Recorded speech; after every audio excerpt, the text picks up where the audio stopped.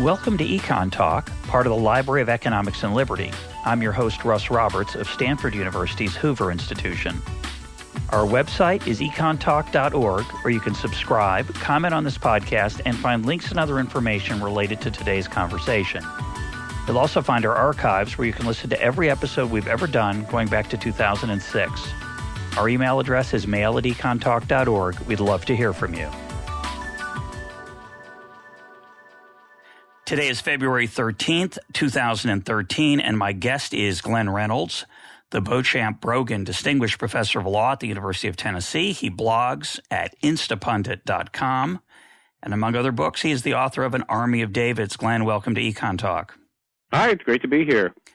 I expect we'll talk about a variety of subjects today, but I want to start with the recent piece you wrote for USA Today, A Revolution in the Works.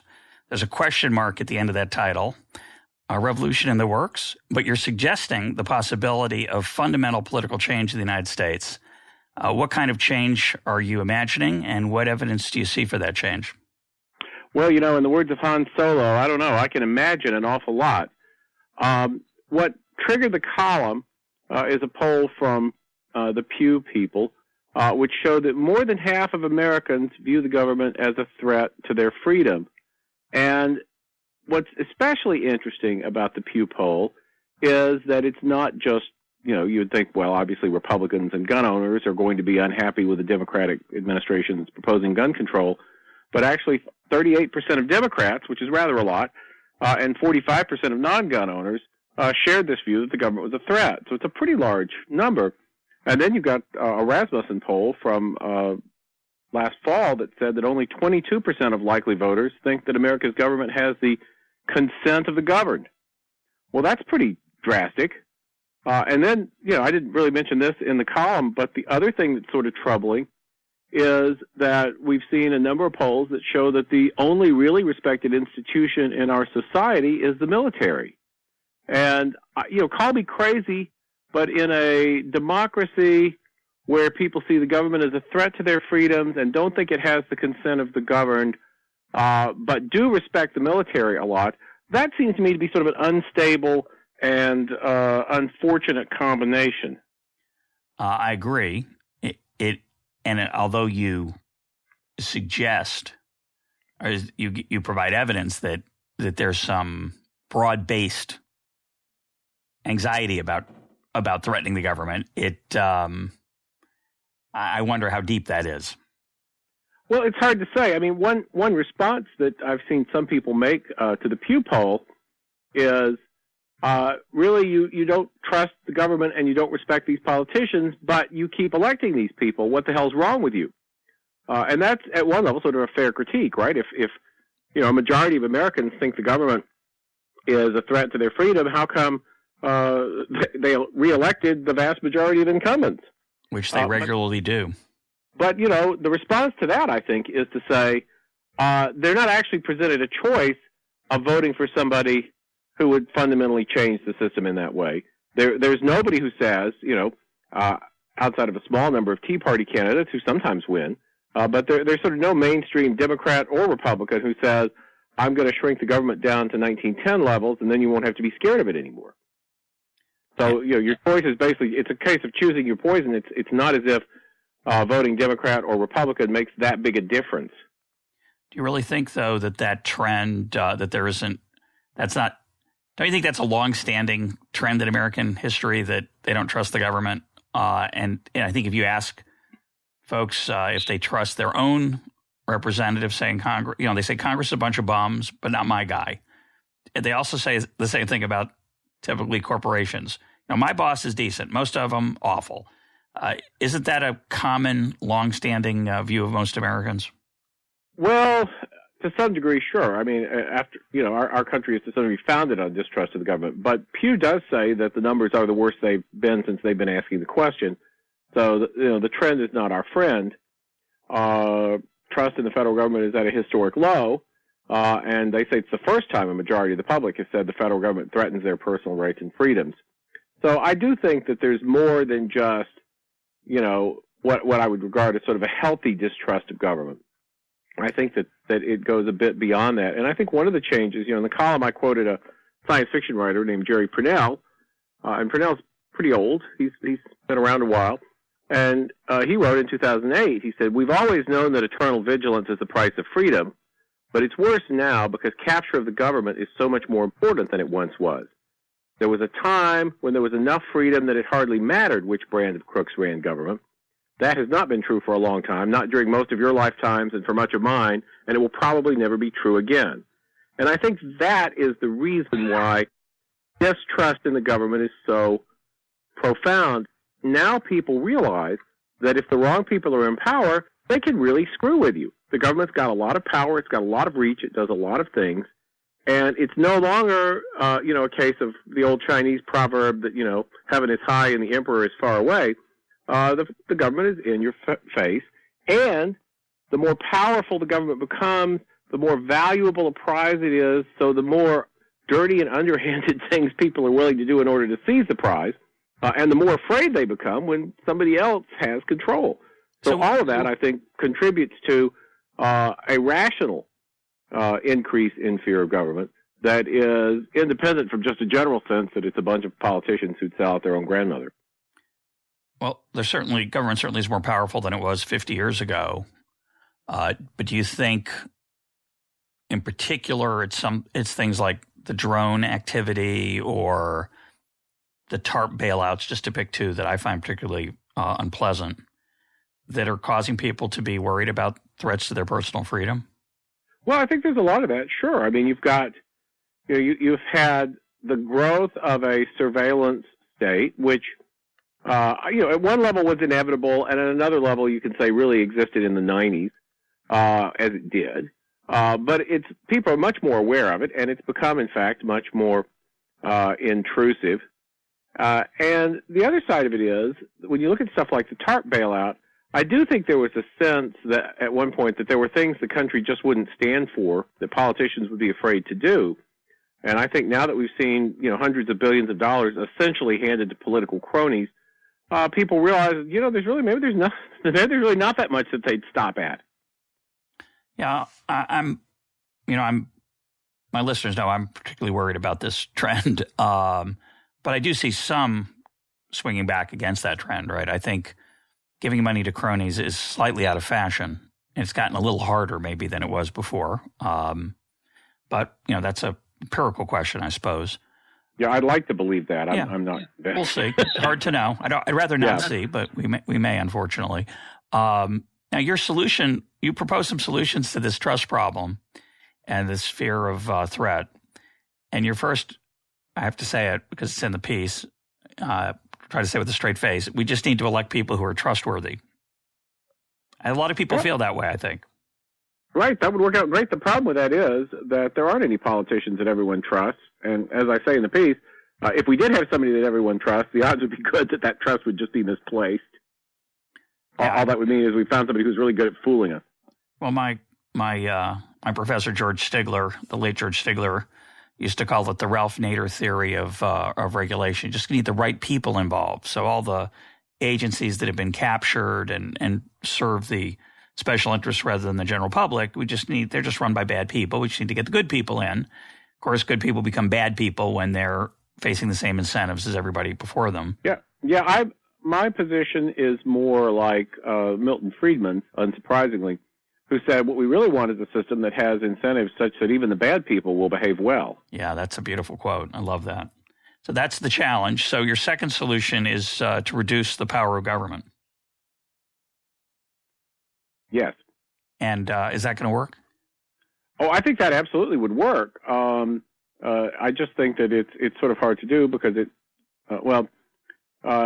you've probably seen the movie Blazing Saddles. Yes, I have. And there is a scene in it which I regard as one of the most powerful metaphors for our political situation ever produced. And it's the one where Mel Brooks, playing Governor Le Petomane, has all his cronies around a big conference table.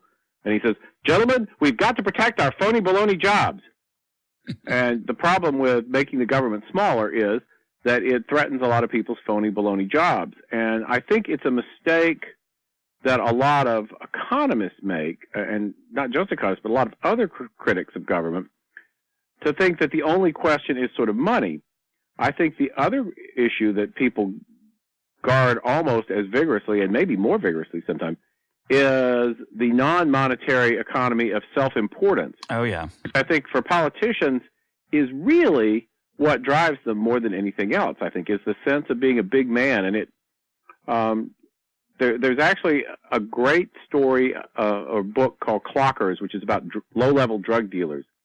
And it explains that the most important reward of being a low-level drug dealer isn't really the money, because actually you don't make that much money for all the risk you take. It's that when you walk into a room full of druggies, everybody's face lights up because they're happy to see you, and you're an important person and respected in their lives. And that's why you'll do it, even though you may not make any more money than McDonald's. And I think for politicians, they're basically just like drug dealers, only more so. Some of them don't even, I mean, I was shocked when Bob Menendez had to cough up the money for those private jet trips. It was a big chunk of his net worth. He's not that rich. He's getting his rewards in non-monetary form. There's a lot of ego boost to it, and I think that a big, powerful government makes politicians, and not only politicians, and not only bureaucrats, but also journalists and the people who cover them feel more important. I mean, journalists seem to always sort of slant in favor of bigger government, and you sort of wonder why, because they're, often critics of particular things the government does. Correct. But they're sort of cheerleaders for big government in general. And I really think it's because if you cover the government, the bigger and more important the government is, the bigger and more important you are. Well, there's some truth to that. The problem, I certainly agree that the political establishment, as you describe in your piece, are going to fight very hard against making government smaller. But they have the natural ally of those who think government ought to be bigger because they think that makes the world a better place. So it's a classic bootlegger and Baptist coalition of one group that has the moral high ground. Those are the people who think that bigger government helps the children or the elderly or stimulates the economy. And then you have the people who like living in that world, the economists and politicians and others who get to play with the levers of power and get people who pay attention to them because they're powerful. And that's a pretty powerful, those two combined seem to be, we're not doing such a good job against them. Well, it's funny. One of my friends who's been a long-term upper-level bureaucrat in Washington said to me his favorite phenomenon to see is these people who come through these usually politically appointed jobs, and he says they think everybody loves them. And then they leave the job, and they realize that everybody just loved the job. And that once they're not in the job anymore, they don't have nearly as many friends as they thought they did. And I think, the smarter ones do know this, and that's why they try to hang on to power. Yeah, well, as someone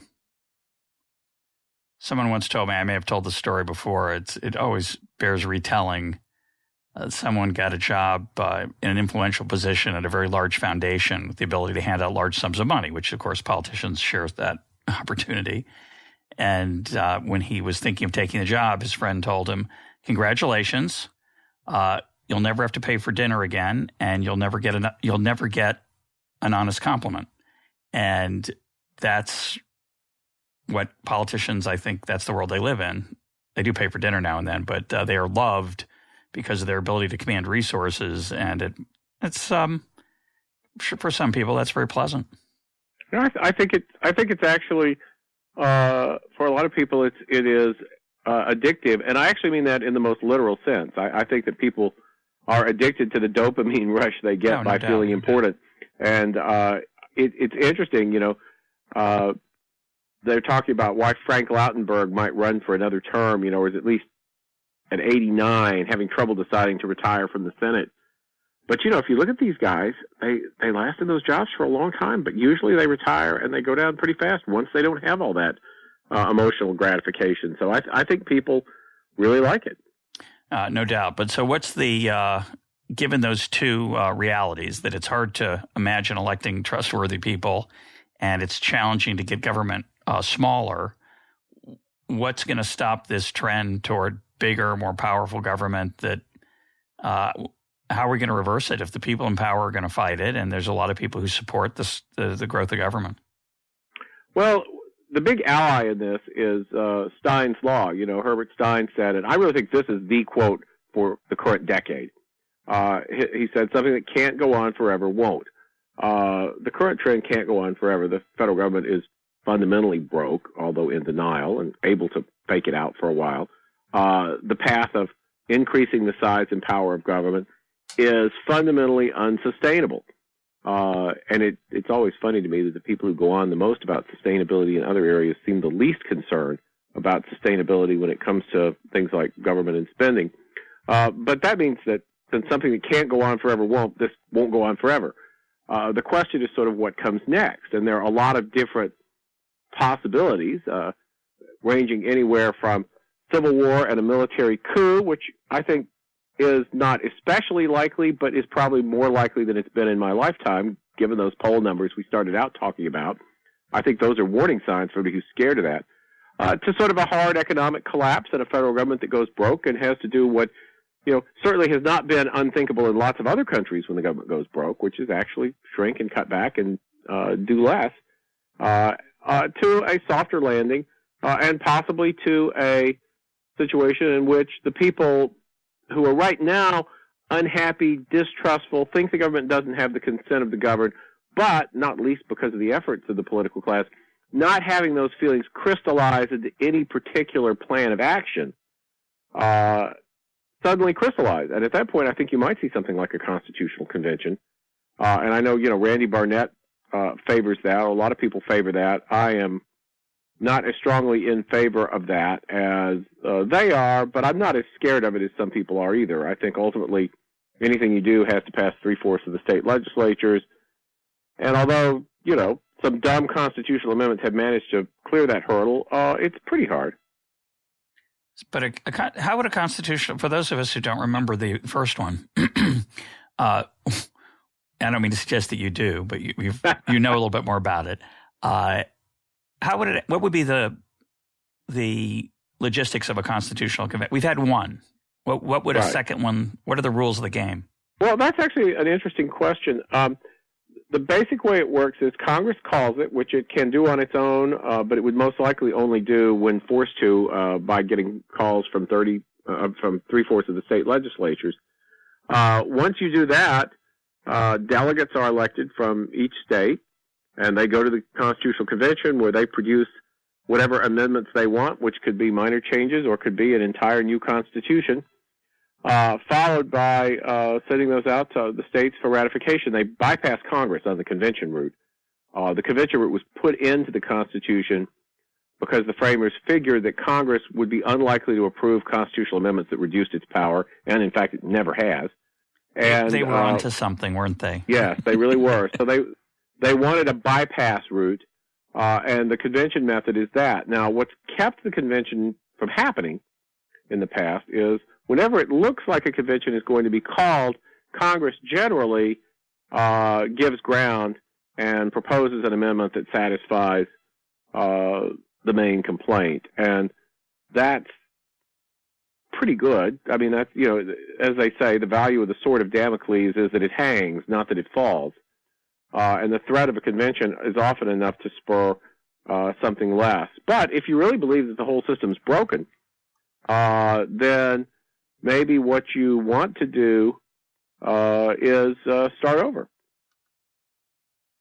So how would that actually get? You got 100, whatever it is, 100? Is it 50? To 50 states only get delegates? Yeah, the states get delegates. District of Columbia doesn't. I don't know about that. Okay, but there's 100 or so people hanging around, and they say, however many they send. I mean, the state delegations, would be elected, and once it is completed, it goes back and gets ratified in the states, which actually could be by state legislatures or could be by specially elected conventions in the states. But there are no rules for how that convention is going to be run. So there could be a group of people who say we have to start from scratch. There could be a group of people who say there's just one amendment that's crucial. And there could be another group that say we need 50 or 60 amendments. We're in such bad shape. Right, and that's exactly how the first Constitutional Convention went. There was not a lot of thought, at least not publicly expressed, with the idea of starting from scratch. They were just going to sort of clean up the Articles of Confederation somewhat. As it turned out, they did a lot more. So let's say we go the unradical route of a convention that just, say, proposes a certain number of amendments. Those would then go back to the states. Some of them might pass, some of them might not. and that would be the Constitution would be amended. That would be the end of it, right? Right. So given this mood in the country that you've talked about, what amendments might emerge from something like that would change the malaise that we have about our political system? Not obvious to me what those might be. Have you thought about that at all? That's sort of hard to say, and the reason is that, in fact, as I say, there's a lot of malaise, there's a lot of general dissatisfaction, but it hasn't crystallized into a program. And indeed, I think one of the great ongoing efforts by the political class is to make sure that doesn't happen and to keep people sufficiently divided and distracted that no matter how generally unhappy they are, it doesn't turn into any concrete plan that threatens the political class. Now, I've made some proposals of my own. Harvard Law School had a conference on constitutional conventions last fall, and it was very interesting. Larry Lessig put it together with the Tea Party group, Tea Party Patriots, and Move On. So it was a very interesting cross-section. It's surprising how well people got along. But a couple of proposals I've had are, number one, you might call it the no representation without taxation proposal, but would be essentially a uniformity requirement that everybody has to pay taxes, such that you don't have a substantial class of people who get government benefits but don't kick in. And I would, if I were starting from scratch, I would actually require that everybody pay a significant enough percentage of their income that it hurts, no matter what the income level is, and that go up and down every year as federal spending goes up and down. And I think that would provide an amazing amount of discipline. All you have to do is look at how much resistance there is to even minor increases in things like local property or sales taxes that voters feel very directly, compared with the way deficit spending lets the federal government sort of spend and not have to face the political backlash. Well, along those lines, I would, one of my favorite policy changes would be to get rid of the fake wall between payroll taxes and income taxes, because I think a lot of people don't perceive their payroll taxes. Half of them are paid by their employer, on paper at least. They're actually probably coming out of their own paycheck, but most of us don't see that directly, so we don't notice it. And then so many people then don't pay any income tax right now.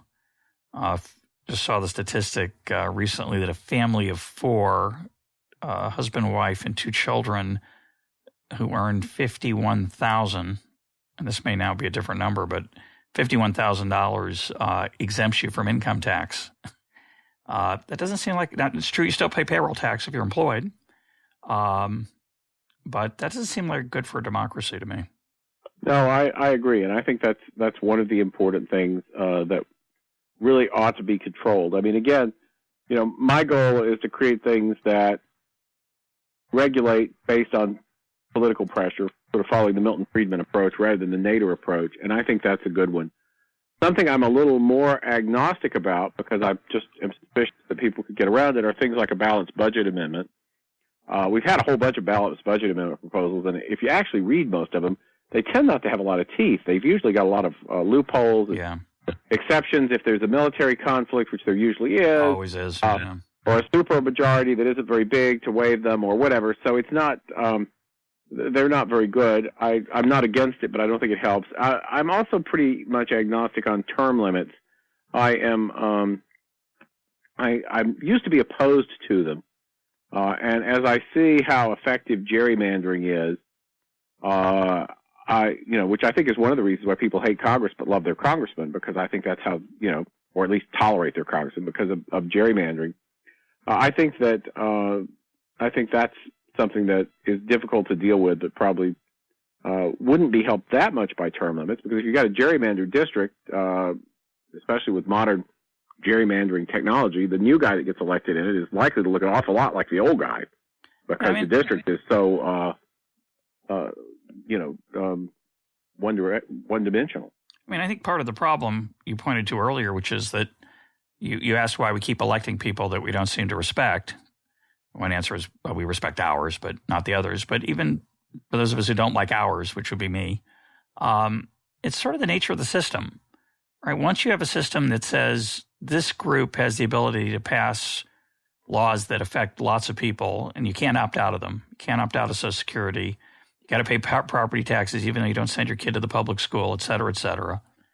By definition, almost not definition, but the incentives are such that the median voter model, the hoteling model, other models that look at political choice, that if you only have two candidates, they're going to push toward the middle, and anyone else is going to be pretty unhappy when it's over. And so you don't really have two candidates because in the gerrymandered districts, well, that's true. I mean, for example, in my district, we have a guy, and I like him okay because he's a Republican, but he's about as libertarian as a Republican as you're likely to get elected. He's okay. I don't hate him. But my wife managed the Libertarian campaign against him back in '96, and the Libertarian candidate, I think, actually wound up getting more votes than the Democrat who ran against him, who was just a local environmental activist, with no money. Yeah, not trying. And that's sort of typical to how it is. There's always, my congressman, Jimmy Duncan, who has the same seat his father had, and I think his grandfather had. Isn't that nice? And basically runs effectively unopposed every time. And, so when people say, well, you shouldn't keep reelecting these people, I mean, what's the alternative, really? I mean, and there are a lot of districts like that. I mean, that probably half the congressional districts in the country are that way, one way or another. I mean, maybe they've got Sheila Jackson Lee in them instead of Jimmy Duncan, but still, they're not really open. And I think I would be very happy to entertain a constitutional amendment that would limit gerrymandering, but short of making members of Congress at large, I don't really know how you do that. But it's a curious thing that now we see more turnover in the Senate, which the framers thought was going to be sort of the long-serving, aristocratic House, than we do in the House of Representatives, because with gerrymandering, people can stay there for a long, long time, and unless the state changes its complexion enough that you get redistricting, they're just not in much of a threat. But I raise it because when you think of a constitutional convention, one of the things you think about is changes in the actual structure of governance, right? We could move to a parliamentary system. I don't think Americans have much taste for that, but you could imagine at least things like the Electoral College being eliminated, other things that maybe Congress wouldn't have the same term length. Maybe there'd be term limits or not, but maybe you could change the length of the terms. You could change the Senate and the House. Do you think anything like that could possibly happen? Yeah, I do. And in fact, I have a proposal along those lines of my own. It wasn't original with me, but it is to create a third House of Congress, which I call a House of Repeal, in which people run for election and in which their only power is to repeal laws. And if that one House repeals a law, that law is repealed. And when you go before the voters every 2 or 4 years or whatever term you choose for it, the only thing you've got to run on is which laws you struck down. Because right now, one reason why we have growth of big government is there's literally nobody in the government with an institutional incentive to shrink government. Courts can strike down laws as unconstitutional, and, they do sometimes, but it doesn't do anything for them institutionally to do so. The other two branches are all about making government bigger, and there's nobody, everybody runs for election and tells the voters what they're going to do for them. It would be nice if we had somebody who could run for election and tell the voters what they're going to undo for them. That brings me back to my previous point. While there is, I think, a lot of distrust of government, your view and mine, I think, are very much in the minority. I think most people are happy the government's bigger. They may not like this piece or that piece. They don't like the drones, or they don't like the bailouts, or they don't like the TSA check making me take off my shoes. But, if you ask them, do you want to keep Social Security? Do you want to keep Medicare? Do you want to keep a strong military presence generally? There's a big, giant consensus for those large projects of government. So isn't our real challenge to get more people to join our views? Well, I think it cuts both ways. I mean, I think actually one of the reasons why people think that is because that's all we talk about. Again, everything you hear from a politician is what new law they're going to pass, what new program they're going to start to make things better. If you heard other politicians talking about getting rid of things to make things better, and if people were running campaign commercials about that, I think attitudes might very well shift to follow that as well. That's a cheerful thought. I like that. I wish it were true. It could be. Let's shift I'd like to find out. Yeah, I would too. But right now it doesn't happen very often. So it suggests that it's not a a good position to sell to the voters. So I'm interested in a project of trying to figure out ways to make that more appealing. I think part of it is you want to have your ducks in a row for when the opportunity presents itself. I mean, the Obama presidency is, I think, proof of that. 10, 15 years ago, we seemed to have sort of a neoliberal consensus that the era of big government was over and all of that. And the people who didn't think that just basically hung around and waited until we had a combination of an economic crisis and open presidential seat and, a Republican Party that had sort of overstayed its time and lost its mojo. And they swept in and they just started doing stuff. And one of the things that is both cheering and troubling to me is that a lot of the stuff they're doing is stuff that they never would have been elected to do if they'd sold it in 2008. But that now that they're in, people kind of go along. But I think the cheering part of that is I think it works the other way, too. Yeah, I could imagine a candidate. I'm not sure what that person's name is, but one could imagine a candidate who could galvanize support for smaller government. Although the ones who've claimed to be that candidate in our lifetime actually presided over larger government, so-called conservatives like Ronald Reagan, George. Well, nobody has ever presided over smaller government in my lifetime. Yeah, no, they haven't. I want to shift gears. I want to talk about related though. We had a recent guest on the program, Louis Michael Seidman, and he suggested the Constitution's out of date. It makes us beholden to a group of dead people who lived over 200 years ago, and we should just ignore it unless something in it makes sense. Like he happens to be a defender of the Second Amendment, which is it's nice. So we wouldn't get rid of that, or the First Amendment. He likes that one too. But basically, we should only we should keep good laws and get rid of bad ones. Good practices, get rid of bad ones, and so that you just avoid the Constitutional Convention altogether. You just stop using the Constitution. What do you think of this argument? I call this the Raj Koothrappali approach to constitutional law. I don't know if you watch Big Bang Theory. I don't. But Raj is Indian, of course, and he's lecturing his sister from India on Hindu rules about modesty and sexual propriety, and she just looks at him and says, "You're talking to me about this as you're eating a cheeseburger." And he just looks at her and says, "Some of it makes sense, some of it's crazy. What do you do?" And that's basically the Simon approach to the Constitution, right? The parts he likes make sense, and the others are crazy. What do you do? Here's the problem with public officials, because that's really his audience, deciding to ignore the Constitution. If you're the president, if you're a member of Congress, if you are a TSA agent, the only reason why somebody should listen to what you say instead of horsewhipping you out of town for your impertinence is because you exercise power via the Constitution. If the Constitution doesn't count, you don't have any legitimate power. You are a thief, a brigand, an officious busybody, somebody who should be tarred and feathered and run out of town on a rail for trying to exercise power you don't possess. So if you're going to, if we're going to start ignoring the Constitution, I'm fine with that. The first part I'm going to start ignoring is the part that says I have to do whatever they say. But his argument is that we already ignore the Constitution. It's not really much of a binding document. Oh, well, then I'm free to do whatever I want. And actually, that is a damning admission, because what that really says is, if you believe Simon's argument, if you believe that we already ignore the Constitution anyway, is that, in fact, the government rules by sheer naked force and nothing else.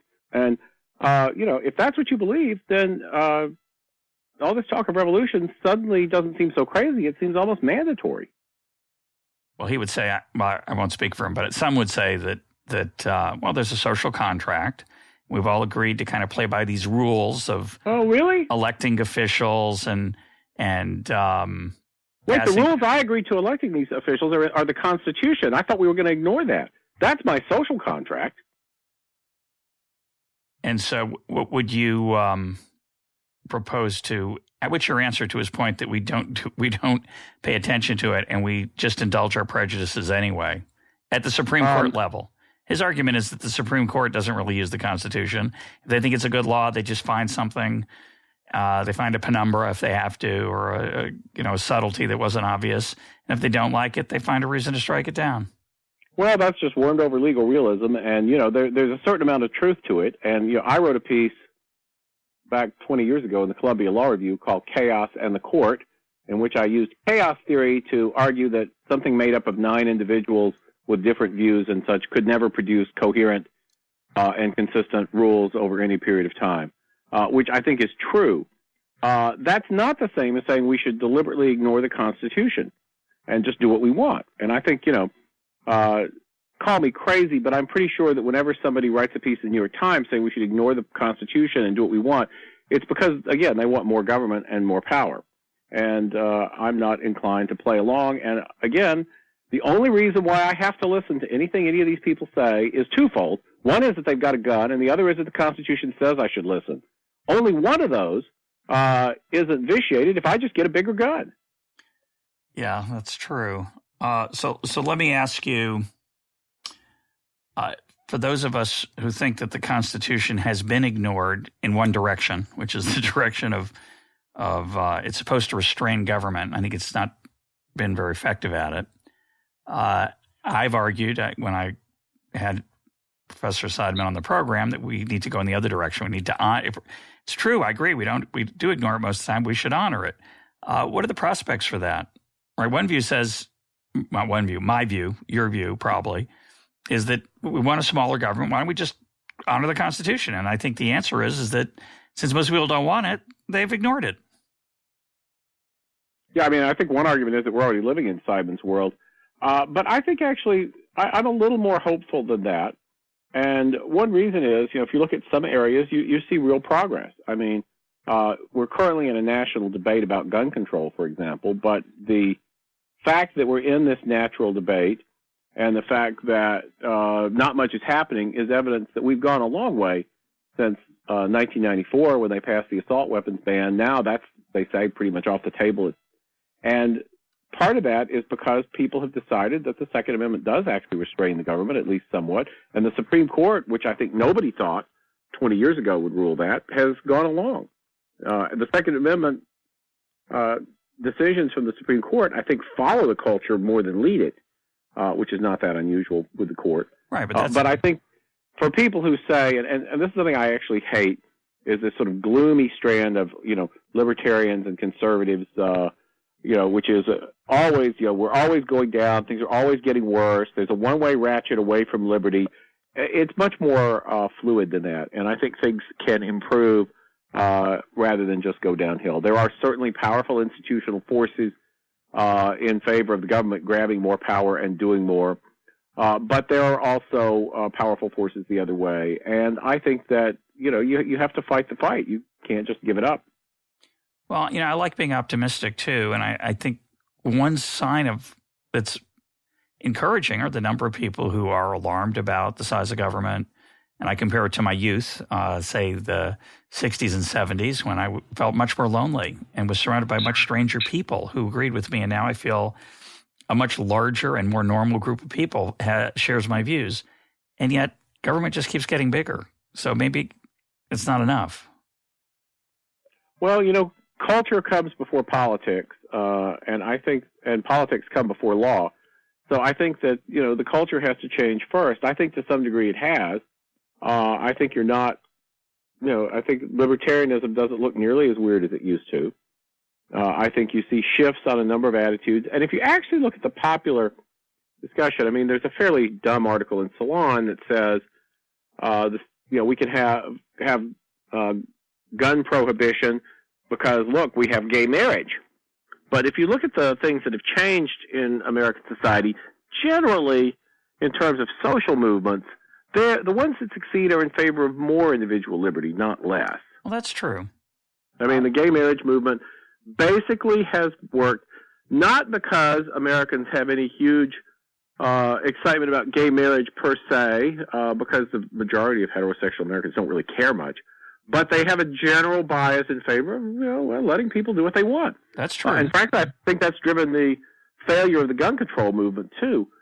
So I think there's a lot to be said for that, and I think that's a hopeful sign. I don't think that that's a reason to relax and be certain that nothing bad can happen in this best of all possible worlds. But at the same time, I do think that there's a strong tendency for libertarians to get kind of gloomy and to think that nothing can happen. And if you actually look at the daily lives of average people in the United States over the last several decades, in many ways, they've gotten much freer.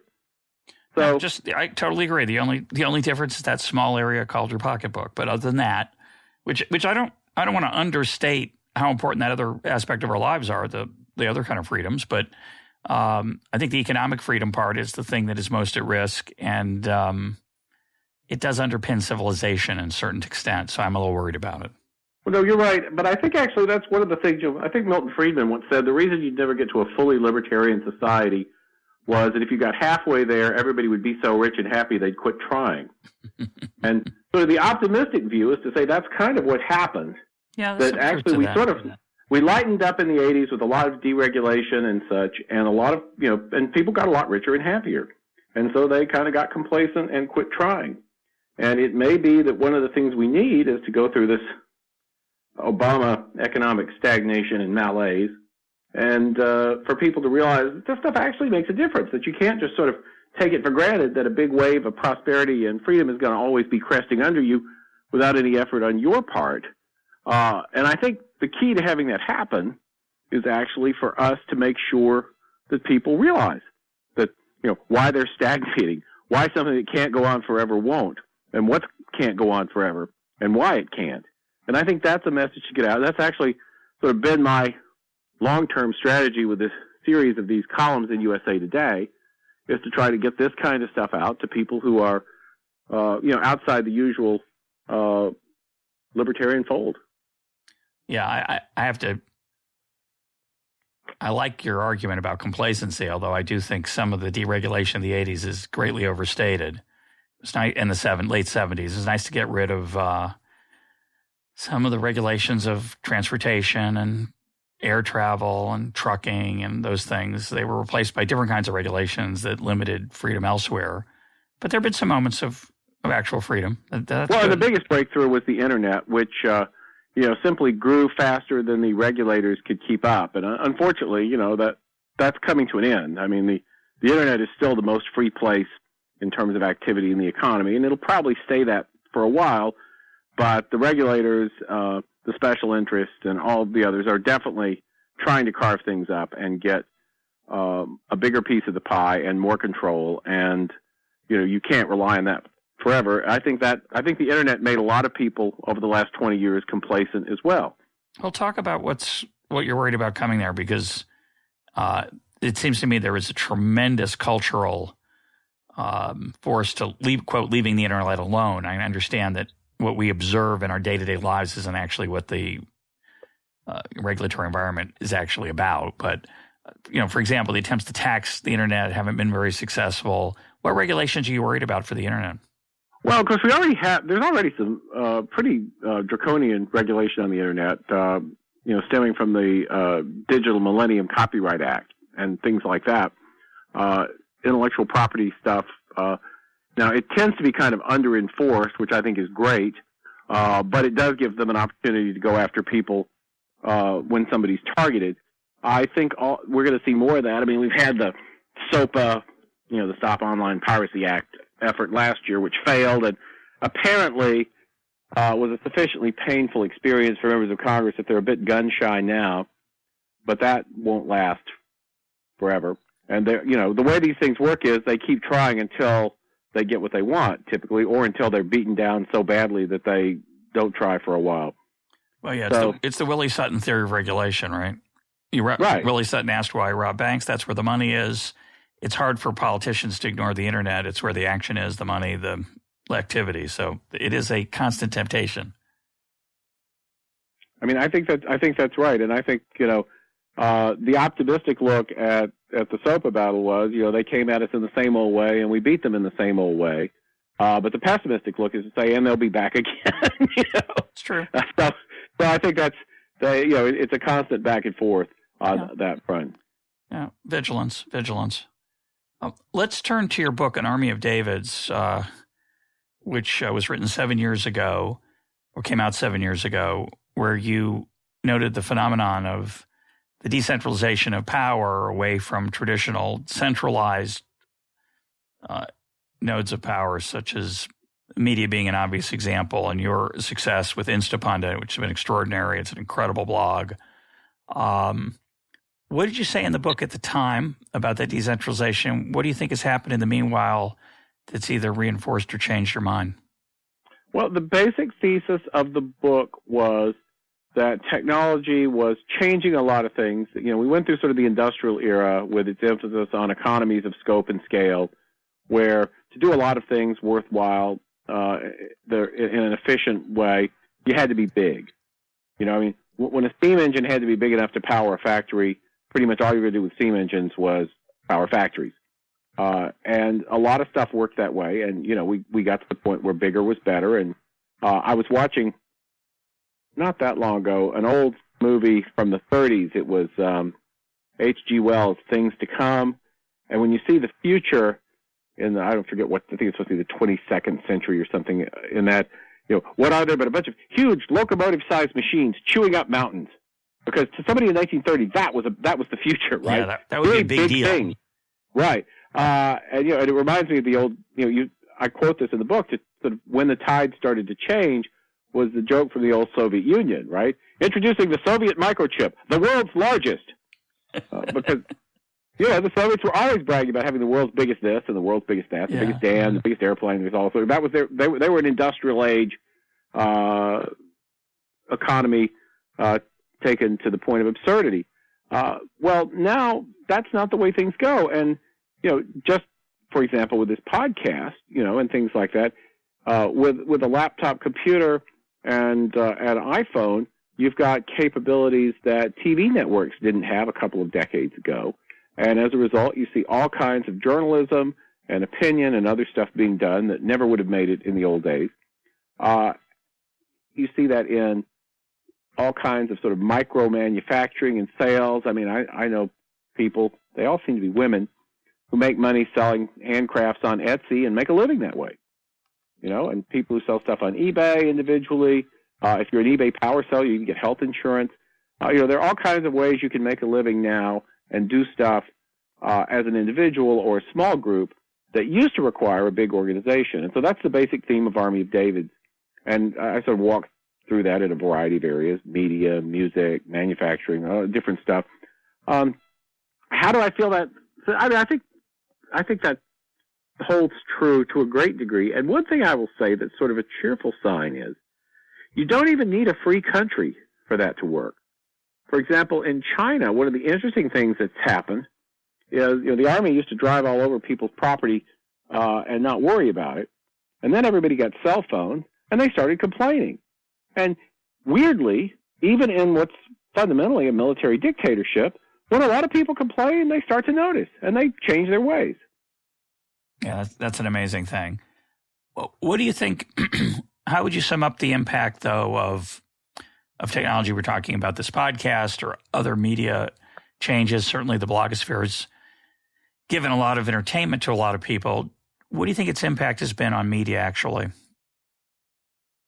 And how important is it?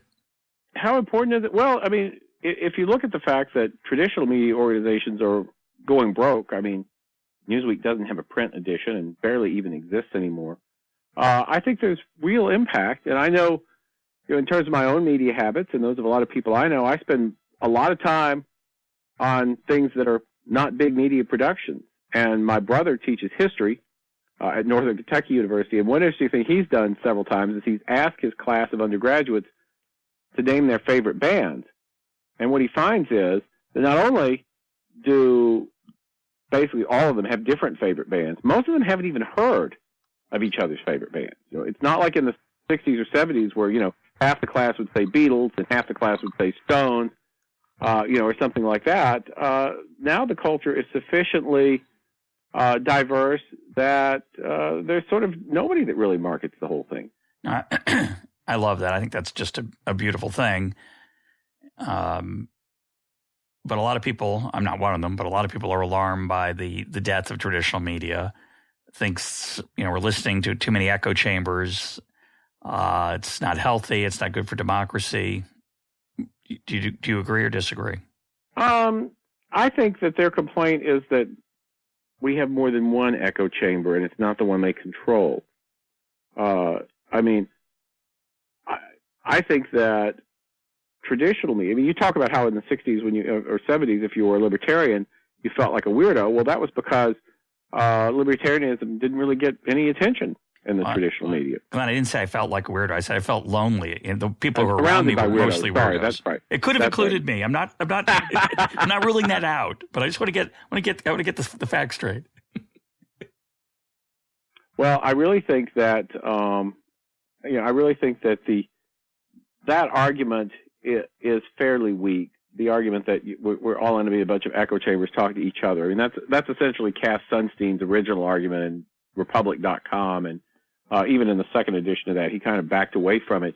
But the other side of it is that I think that if people really believe that, if I, for example, ran the New York Times and I believed that was so bad, then it would I think behoove me to make my newspaper a lot more inclusive than the New York Times is, or most of the other places that you hear about this. Well, they have struggled to stay competitive for a variety of reasons, one of which is their unwillingness, I think, or inability to respond to the change. A lot of cultural reasons for that, and blindness, myopia is part of it. But it's been interesting. It's interesting to watch. What do you think is coming to the blogosphere? More of the same or anything different? Any trends you see that are worth noting? It seems to me that the blogosphere is in a fairly stable state right now. I mean, you still have, which I think is interesting, people who appear and sort of become stars pretty rapidly. So I think it's still quite open to new entrants. I don't think it's locked in. But the sort of style and format of blogging have now been stable for a number of years. Twitter was going to be the next big thing, and my sense is it's never quite been the next big thing. Journalists love Twitter, because Twitter is great when you're standing in line waiting to get into a congressional hearing and you've got your smartphone out. You know, you can click through it and snipe at each other and that sort of thing. On the other hand, I find it sort of unsatisfying, and I actually find it kind of, the bad thing about Twitter is it's emotionally agitating if you pay a lot of attention to it. I find it harder to. Why is that, you think? I've heard that claim, and I feel a little bit of it myself in my tweet activity. Why is that? I think a lot of it's the format. You get exposed to a lot of different stuff. The 140 character limit, I think, encourages people to be more provocative. There's something about Twitter that encourages a lot more sort of just back and forth flat fights. And I think, that's a lot of it. But I don't know. I just don't like it. I mean, Facebook, as a social media forum, is sort of more social and less media. I think Twitter, on the other hand, doesn't have much of a social aspect, really. And I think that it just seems to be harsher. It's more like people sort of driving by and yelling something out the window at each other. Yeah, I feel that sometimes. I think we need to increase the characters to 150. We need a government regulation to increase the minimum and we'd be fine. Civility would reign. Maybe it's 160. We'll fill it out. Let's close talking about your music career. Tell us about it. Well, it's pretty much on hiatus now, but I was involved in music off and on. In college, I managed a rock and roll band for quite a while and wrote songs for it, did various other stuff. Occasionally sang backup or played something, but my main musical training is the cello, so that doesn't work that well with rock and roll. I played Dust in the Wind once when we had a request for that. That dates it, doesn't it? Yes, it does. But then in the 90s, I got involved again producing rock and roll and blues to start with, and then later got interested in techno and started producing my own. My brother and I went through this period. It was a very fertile period for both of us, where we would make up the name of a band first. Then we decide what kind of band would have that name.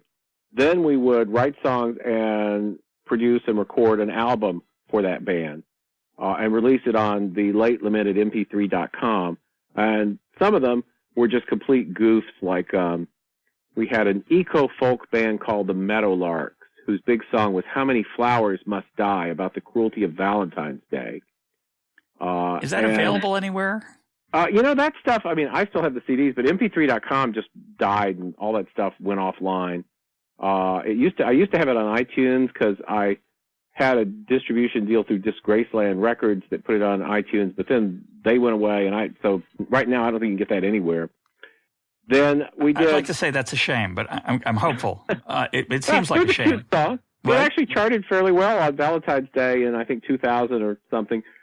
Then a couple of the bands were bigger, like Mobius Dick was a techno, and it comes from an old math joke. What's non-orientable and lives in the sea? Well, Mobius Dick. So that we decided had to be a techno band, so I started doing that. And then I discovered I actually really liked that, and that was pretty good. And one of those albums actually was the #1 album on MP3.com for several weeks, which I was kind of proud of. This was on the side, right? This was while you were doing this day job of law professor? Right, yeah.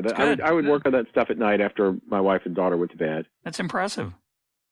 So we did that for a while. It was fun. We had an all-country band called Nebraska Guitar Militia, and I actually was pretty proud of some of the lyrics I wrote for that. I think it was pretty good. But what I found that's weird is that when I started blogging uses the same part of my brain. Like being a law professor and writing law review articles and teaching classes does not use the same part of my brain as doing music does. But blogging does, so that it's not a vacation from blogging to do music or a vacation from doing music to blog. So I think it just all crowded out. Yeah, well, the well needs to fill up, and your creativity needs to recharge. And if you're doing one of those, it's harder to have anything left over for the other, probably. I guess that's right. I've sort of compared blogging, at least the way I do it, to DJing, which is that you're sort of spinning the tunes and taking the samples from one thing and another and putting them in an order that you think is pleasing and interesting. And so maybe it really does use the same part of the brain. Yeah, well, it's very possible. I think it's the creative part, which is not to say anything against your law work, but I think there's I think of it sometimes just there's some exuberance of feeling alive when you do something creative and novel and a good blog post or a great song.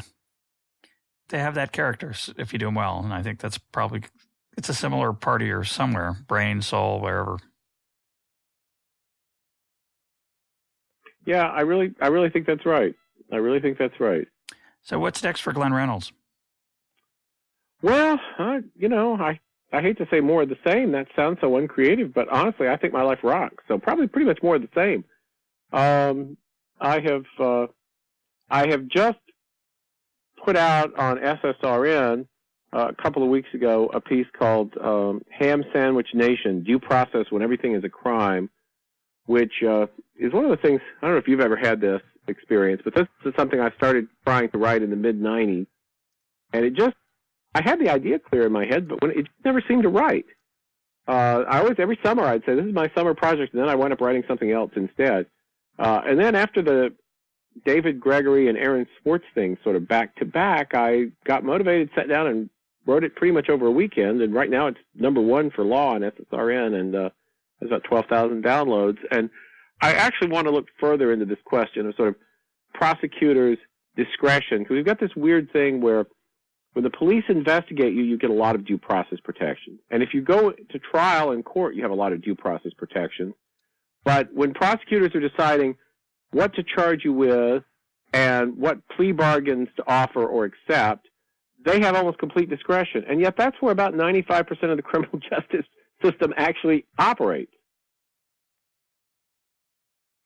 Seems like a good thing to focus on. Well, it's sort of funny, once you raise it, people are kind of like, yeah, I wonder why nobody's talked about that before. But I think that's pretty much a big issue, and I think it ties in with the expansion of the government. We have all these criminal laws that are essentially regulatory. They're not intuitive. There's no possible way any average person can know them all, and yet, ultimately, if you believe Harvey Silverglate, and I do, you're averaging 3 felonies a day. My guest today has been Glenn Reynolds. Glenn, thanks for being part of EconTalk. Thanks for having me.